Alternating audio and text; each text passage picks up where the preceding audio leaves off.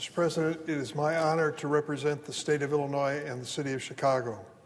I cannot tell you how many times members of the Senate and the House and the other party have gone to the microphones to condemn the city of Chicago and its crime rate.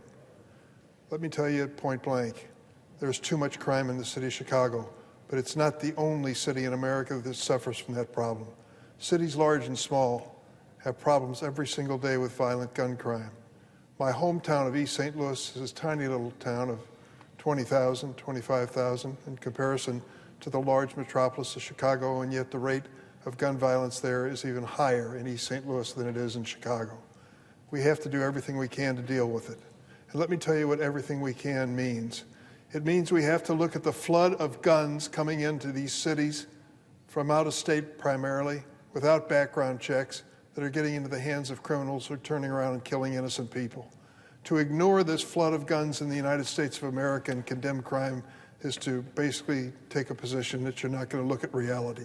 And that's what we're faced with. We've got to have a sensible policy when it comes to background checks, universal background checks, to make sure that guns are not ending up in the hands of people who will misuse them. When they confiscate thousands of guns every year, which they do in Chicago, they find that they come from the surrounding states, which have lax laws, if any, when it comes to checking the background of purchasers. That is a critical element. If you raise that issue on the floor of the United States Senate, you'll have the whole side of the aisle on that other side coming here waving their arms about Second Amendment rights. I want to tell you we need common sense when it comes to guns and gun safety. I want that to be part of the conversation about making our cities safer. And the second thing I want to really raise is personal to the Senate.